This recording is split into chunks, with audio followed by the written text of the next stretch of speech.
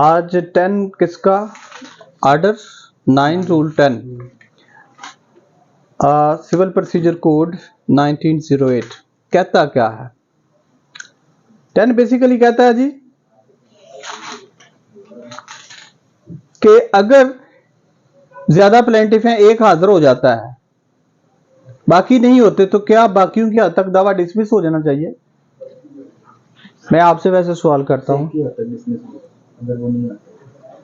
नहीं, ज्यादा प्लेंटिफ हैं, दो प्लेंटिफ आ गए, बाकी प्लेंटिफ नहीं आए, सूट शुड बी डिसमिस्ड। वो एक की टेंडेंसी बाकी की भी कंसीडर की जाएगी, बाकी भी की कंसीडर की जाएगी। हमने पिछले जो एक जजमेंट कोड की, जो इससे पहले लेक्चर था, कि इवन के दो कंसोलिडेटेड सूट में दो प्लेंटिफ हैं अलग अलग, सूट उनके कंसोलिडेट हो गए, एक दावे के प्लेंटिफ आ गए या प्लेंटिफ आ गया, दूसरा का नहीं है दावा, फिर भी डिसमिस नहीं होगा, because it deem to be a same suit, और यही रूल उस पर अप्लाई होगा। यहां मैं जजमेंट भी कोड करूंगा कि अगर एक प्लेंटिफ दो प्लेंटिफ आ गए, रिमेनिंग नहीं आए और उनकी हद तक दावा डिसमिस हो गया, तो वो इलीगल है। ठीक, अब वो कहता है कि प्रोसीड क्या हो सकता है कि नहीं, ये भी बात है। चलिए जी, डिसमिस तो नहीं हुआ, मान लिया कि अगर ज्यादा प्लेंटिफ हैं, दो प्लेंटिफ आ गए, दो मुद्दईयान आ गए, तो बाकी नहीं आए, तो डिसमिस भी नहीं हुआ, क्या प्रोसीड हो सकता है? यस, हो सकता है। ऐसे ही डिफेंडेंट के साथ है, और इसी तरह ही आगे हम बात करेंगे। चलते हैं जी रूल की तरफ। Art 9 rule 10 procedure in case of non attendance of one or more of several प्लेंटिफ्स। तो काइंडली यहां तक याद रखा करें, कोशिश किया करें कि इसे रिकॉल करने की, क्रैमिंग करने की, रटने की। क्या कह रहा है कि बहुत ज्यादा प्लेंटिफ है, उनमें से एक आया है या सेवरल आ गए हैं, दो आए हैं, बाकी नहीं आए, तो फिर क्या होगा, क्वेश्चन तो है। और अगर नहीं आए तो क्या फिर दावा डिसमिस भी नहीं होता, चलना चाहिए कि नहीं। Where there are more plaintiffs than one, अब एक से ज्यादा कह रहा है प्लेंटिफ्स हैं, मुद्दईयान हैं, and one are more of them appear, अब उनमें से एक आ जाता है, दो आ जाते हैं, the other do not appear, बाकी नहीं आते। The court may at the instance of the plaintiff or plaintiff's appearing, अब क्या है, may कर सकती है। अब उसने शैल का लफ्ज नहीं इस्तेमाल किया यहां, अगर ला में यहां शैल का इस्तेमाल तो फिर डेफिनेट था, लेकिन मे मीन कि अभी कुछ जरूरत थी, या शायद पूरी तरह से कोर्ट समझती है कि उसकी नुमाइंदगी नहीं दावे में हो रही। Appearing permit the suit to proceed in the same way as if all the plaintiff had appeared।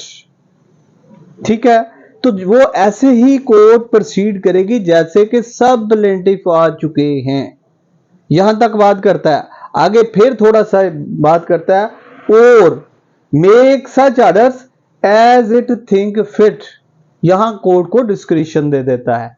अगर कोर्ट समझती है कि कुछ प्लेंटिफ्स का कुछ मटेरियल क्वेश्चंस हैं, तो उनका आना जरूरी है, डिसमिस नहीं करेगी, बल्कि क्या करेगी, उसे अर्जन कर देगी।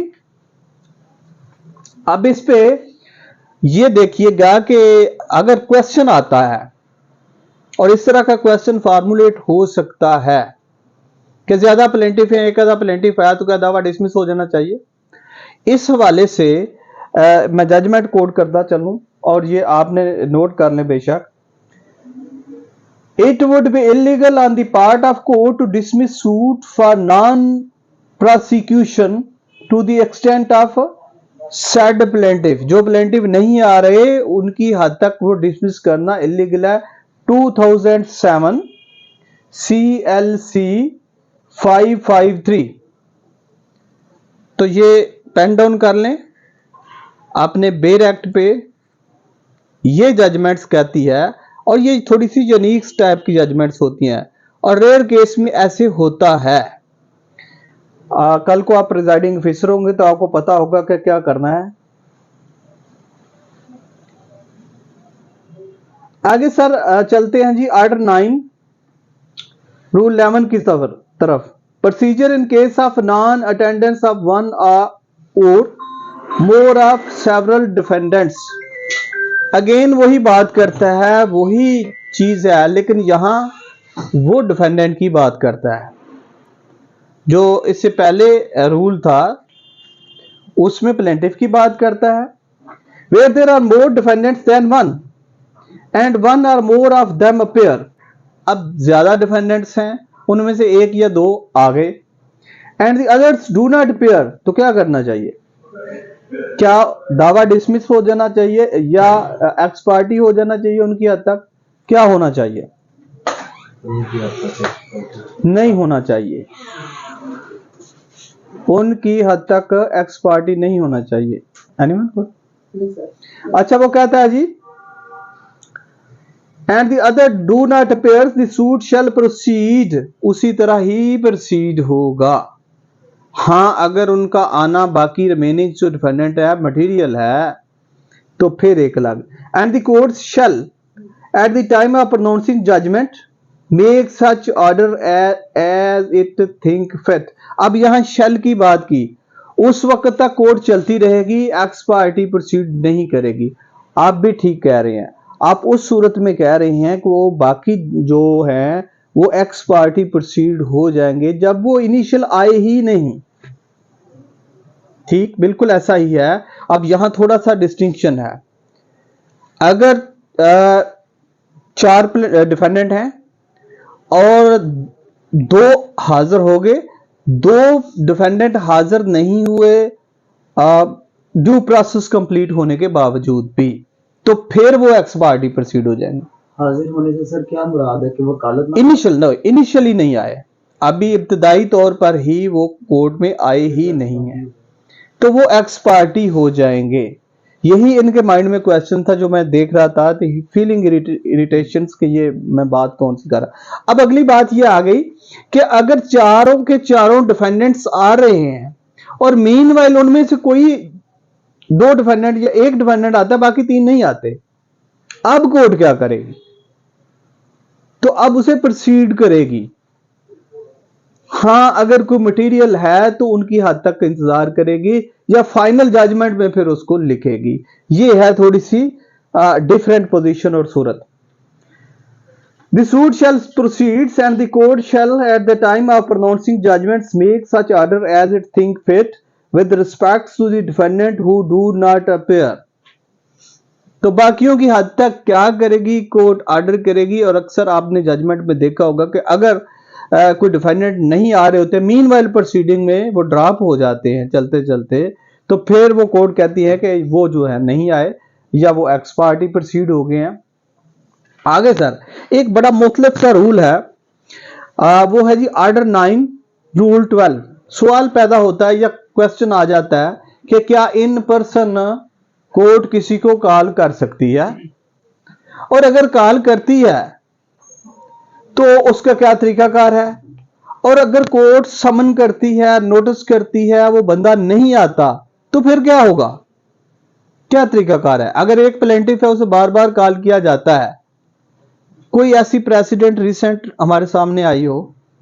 जी बताइए। वो इसके लीगल एयर्स को यस यस, जिसमें लीगल हेयर्स अपना वो इन पर्सन के लिए था और कोर्ट उसे कॉल करती रही। देर आफ्टर कोर्ट ने क्या किया? उसको एक्स पार्टी प्रोसीड कर दिया। अच्छा चलिए, ये एक्स पार्टी प्रोसीड हो गया। अब यहां एक और मैं सवाल आपसे करता हूं, मैं आगे चल के बताऊंगा अभी। वो जो एक्स पार्टी हमारा सूट प्रोसीड हुआ, वहां पार्टी को कॉल किया जा रहा था इन पर्सन, वो नहीं आ रहे थे। अब क्या हाल है? वो बंदा आ जाता है तो प्रोसीडिंग सेटिस्फाइड हो जाएगी, वो उसी तरह ही ट्रीट होगा जैसे कि वो एक्स पार्टी हुआ, जैसे कि वो as a defendant ex parte हुआ, और वही रीजन, वही गुड काज, वही ग्राउंड्स लेके अदालत को बताएगा कि ऑर्डर तो इन पर्सन कॉलिंग का हो रहा था मुझे एज ए प्लेंटिफ या डिफेंडेंट, लेकिन मैं इस वजूहात की बुनियाद पे नहीं आया, तो कोर्ट उसको बिल्कुल उसी तरह ही ट्रीट करेगी जैसे कि वो एक्स पार्टी प्लेंटिव डिफेंडेंट को या डिसमिसल ऑफ सूट में प्लेंटिव को ट्रीट करती है। ये मैं नहीं कह रहा, ये रूल कह रहा है, इसको पढ़ते हैं देखते हैं। वो कहता है जी consequences of non attendance without sufficient cause shown of parties ordered to appear in person. अब इन पर्सन के लिए कॉल हो गया, कोर्ट क्या करेगी अल्टीमेटली, वेयर अ प्लेंटिफ और defendants who has been ordered to appear in person does not appear in person. अब वो इन पर्सन नहीं आते तो कोर्ट क्या करेगी, or show sufficient cause to the satisfaction of the court for failing so to appear. और sufficient cause क्या है, एलिमेंट है, बंदा बेड रिडन है, हॉस्पिटलाइज है, या कि वो उसकी रीच उसकी पहुंच में नहीं है, सर्कमस्टेंस ऐसे हैं, बहुत ज्यादा फ्लड है, या उसके कुछ सोर्स इस तरह के हैं, बरौने मुल्क है, ये सारी चीजें हैं, तो फिर वो एक बताएगा कि इस वजह से नहीं आ रहा। लेकिन आजकल तो वो बरौने मुल्क का भी इसका इशू है। He shall be subject to all the provisions, यहां गौर से सर देखिएगा, सर देखें, he shall be subject to all the provisions of the foregoing rules applicable to plaintiff and defendants respectively who do not appear। सर ये क्या कहता है मुझे समझ नहीं, जरा बताइए। He shall be subject to all the provisions of the foregoing rules applicable to the plaintiff and defendant respectively who do not appear। जी एनीमैन, इसमें वो कहते हैं कि जब वो आ जाएगा गुड का शो कर देगा तो उसके बाद वो तमाम जो पिछले सेक्शंस है वो वैसे ही अप्लाई करेंगे जैसे एक आम डिफेंडेंट या प्लेंटिफ पे करते हैं। वो कहता है कि जैसे कि प्लेंटिफ ना आने की वजह से दावा डिसमिस होता है और उसके बाद बहाल हो जाता है, वो गुड कॉज दिखाता है, और डिफेंडेंट ना आने की वजह से एक्स पार्टी प्रोसीड हो जाता है और फिर वो एप्लीकेशन देता है उसी कोर्ट में, उसी तरीके से। इसी तरह ही ये वो रूल ऐसे अगर जरा गौर से देखेंगे, ही शैल बी सब्जेक्ट, उसी तरह उसे ट्रीट किया जाएगा to all the provisions of the foregoing rules, इससे पहले हैं applicable to the plaintiff and defendant respectively, यानी दोनों के लिए, both the parties of the suit, who do not appear, जो कि नहीं अपीयर होते। तो सर बहुत ही प्रैक्टिस के हवाले से वाइब्रेंट रूल, लेकिन आज इसकी साथ में रेमेडीज भी बताऊंगा, इसके साथ में डॉक्ट्राइन ऑफ इलेक्शन भी बताऊंगा, और वो है आज हमारे पास ऑर्डर 9 रूल 13। हमने जिक्र किया था पिछले दिनों, ये थोड़ी सी कंफ्यूजन भी होती है कि setting side ex party order और प्रोसीडिंग ऑर्डर, जजमेंट, इन दोनों में फर्क है। अब जजमेंट से पहले कहीं भी कोई भी स्टेप जो है, बेशक आखिरी आर्गुमेंट तक क्यों ना आ जाए, वो प्रोसीडिंग कहलाएगा। और एक्स पार्टी ऑर्डर तब, जैसे पहले हमने कहा कि वो जब जहां से वो एक्स पार्टी प्रोसीड हुआ और उसके बाद से जितना भी स्टेप आगे चलते गए वो प्रोसीडिंग कहलाएंगे। अब वो कहता है जजमेंट हो जाती है, डिक्री हो जाती है, डिक्री तो फिर क्या है, setting side decree x party against defendant, defendant के खिलाफ डिग्री हो गई जी, क्या करेगा, in any case in which a decree is passed x party against the defendant, he may apply to the court by which the decree was passed for an order to set it aside। Decree हुई x party तो वो उसी court में apply करेगा। क्या ये penultimate rule है, बात है नहीं, आगे चल के मैं बताता हूं कि ये कोई खत्मी बात नहीं है आगे। And if he satisfied the court that the summons was not duly served, बात यह है कि समन ड्यू प्रोसेस नहीं हुआ। अब यहां ड्यू प्रोसेस से एक इरेगुलरिटी नहीं, ड्यू प्रोसेस से मुराद है जो तरीकाकार था, चस्पांदगी थी, वो नहीं हुई, ऑर्डर अदालत ने जिस चीज का किया वो कंप्लाई नहीं हुआ। अब इरेगुलरिटी ड्यू प्रोसेस में क्या है, जैसे कि हमने देखा कि सबका रूल ये कहते हैं कि अगर एक दफा नोटिस हो, समन हो पार्टी को, और वो डिफेंडेंट नहीं आता, तो दोबारा विद इन 3 मंथ प्लेंटिफ ने दोबारा नोटिस करवाने होते हैं, समन करवाने होते हैं। अब इरेगुलरिटी क्या है कि उसने 3 मंथ में नहीं करवाए, 6 माह बाद करवाए, ये है इरेगुलरिटी। लेकिन ये कुछ सेटिंग साइड की ग्राउंड नहीं है, setting side ex parte decree की, ठीक है जी। या कुछ other irregularity or that he was prevented by any sufficient cause from appearing when the suit was called on for hearing। यहां बात हो रही थी जी कॉल फॉर हियरिंग। यहां हियरिंग की पहले भी हमने जजमेंट्स भी बताई पहले। वो कहता है कि कोई मटेरियल फैक्चुअल काम होना था जिसमें एविडेंस थी, इशू कास्ट होने थे, कोई आर्गुमेंट होने थे। अच्छा जी, the court shall make an order setting aside the decree as against him upon such terms as to cost. Cost डाल के, खर्चा डाल के उसे क्या करेगी, डिक्री कर दी। पेमेंट इन टू कोर्ट और otherwise as it think fit. अब कोर्ट को या वो प्लेंटिफ के लिए डिफेंडेंट को कहते हैं कि प्लेंटिफ को इतनी कॉस्ट दे दो, ठीक है जी। And shall appoint a day for proceeding with the suit. और सूट के लिए क्या होता है जी, डे मुकर्रर हो जाता है। क्या है, कॉलन, गौर कीजिएगा। Provided that where the decree is of such a nature that it can not be set aside as against such defendant only, it may be set aside as against all or any of the other defendants also. अच्छा, ये वो कहता है कि अगर degree एक defendant के खिलाफ सेटिस्फाइड होने वाली नहीं, लेकिन आया एक डिफेंडेंट है, डिग्री इस नेचर की है, वो सबके खिलाफ सेटिस्फाइड हो जाएगी। लेकिन ये भी जरूरी नहीं है। जो डिफेंडेंट आया है अगर डिग्री इस नेचर की है तो सिर्फ उसकी हद तक सेटिस्फाइड होगी। लेकिन इस नेचर की है कि वो उनका क्लब्ड इंटरेस्ट है, क्लेम क्लब्ड है, तो इस सूरत में वो क्या कहता है जी, वो बाकी डिफेंडेंट की हद तक भी सेटिस्फाइड हो जाएगी। Provided further that no decree shall ex parte shall be satisfied merely on the ground of any irregularity in the service of someone if the court, अब again irregularity कोई ground नहीं है, if the court is satisfied for reason to be recorded that the defendant had knowledge of the date of hearing in sufficient time to appear on the date and answer the claim। ठीक होगा जी। अच्छा, यहां अगली बात करते हैं जी, limitation act यहां भी अप्लाई होगा, ठीक होगा। और लिमिटेशन एक्ट की सेक्शन 5, अगर ये कंडोनेशन ऑफ डिले की बात करता है, section 5 of limitation act 1908 apply होगा।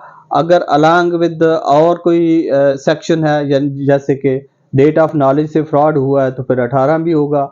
और इसी तरह इसके लिए लिमिटेशन पीरियड जो है वो कितना है, that is 30 day enumerated in article 164 limitation act 1908। तो इसके लिए सेम उसी कोर्ट में लिमिटेशन की बुक किधर है, उसी कोर्ट में ये हमने देनी होती है जी। अब हम देखते हैं जी आर्टिकल 164 क्या कहता है लिमिटेशन एक्ट 1908 का।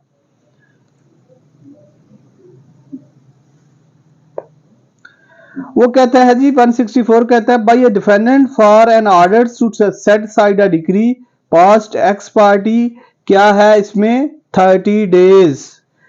कहां से शुरू होंगे, the date of the decree, पहली बात जब ये डिग्री हुआ उससे, और where the summons was not duly served when the applicant has knowledge of the decree. अब जब उसे पता चल गया तो उसके बाद 30 डे में उसने कोर्ट को अप्रोच करना है, जो कि इसका पीरियड जो है डिस्क्राइब किया गया है आर्टिकल 164 लिमिटेशन एक्ट 1908 में। अच्छा जी, आगे चलते हैं। आज मैं थोड़ा सा बताऊंगा कि डॉक्ट्राइन ऑफ इलेक्शन क्या है, और इस रूल में डॉक्ट्राइन ऑफ इलेक्शन का बहुत अहम रोल है। इसे क्रॉस रेफरेंस के तौर पर भी कह सकते हैं आप एग्जामिनेशन पॉइंट में। डॉक्ट्राइन ऑफ इलेक्शन को भी हाईलाइट करते हुए वो कहता है सिंपल कि डॉक्ट्राइन ऑफ इलेक्शन क्या है। Examiner can ask the question. अब आप उसको इस रूल के हवाले से, इस ऑर्डर 9 रूल 13 के हवाले से भी ये कह सकते हैं। अपार्ट अदर भी चीजें हैं,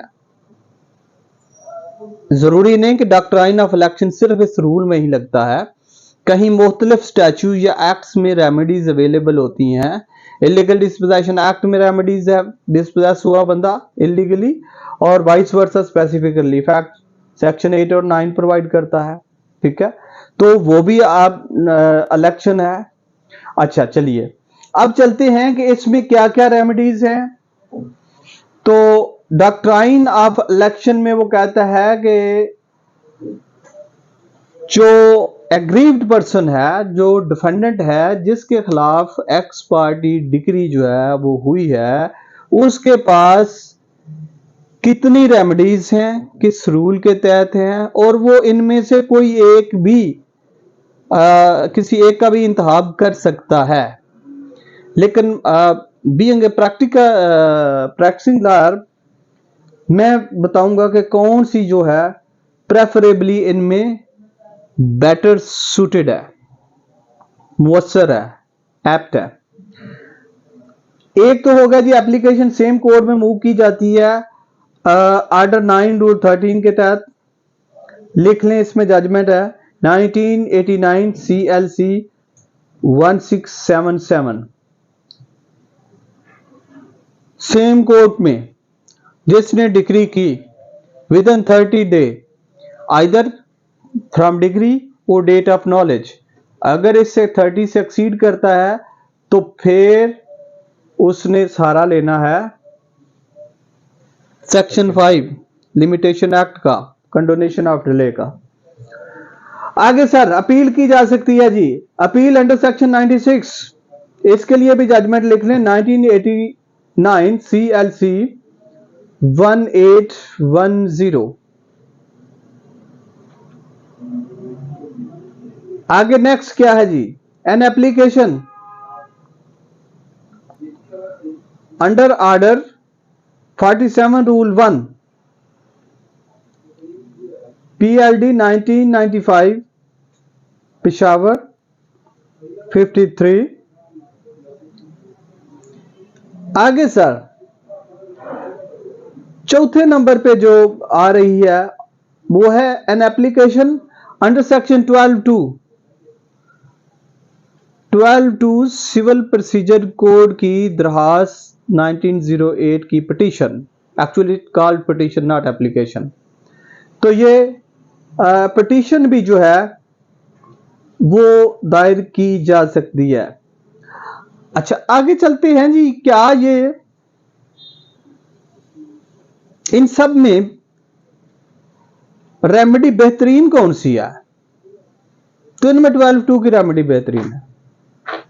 उसमें प्राप्त इशू फ्रेम होते हैं, उसमें ज्यादा वुसअत है, एक्सेप्टेबिलिटी है, ठीक, देन के बाकी सारी रेमेडीज से। हाँ जी, अगर एप्लीकेशन 12(2) को तो आपको पता है कि उसकी 2 स्टेज है कि विदाउट फ्रेमिंग इशू भी हो सकती है और इशू फ्रेम करके भी हो सकती है। लेकिन क्या ये अगर एप्लीकेशन जो आती है इस पे इशू फ्रेम होते हैं सेटिंग साइड एक्स पार्टी पे, तो बिल्कुल जो एक्स पार्टी पे इशू फ्रेम होते हैं और फिर इशू जो होते हैं उन एक्स पार्टी प्रोसीडिंग में जो जजमेंट एंड डिक्री भी आती है उस पे जो इशू फ्रेम होते हैं, जजमेंट एंड डिक्री उसी तरह ही होनी है हर इशू वाइज।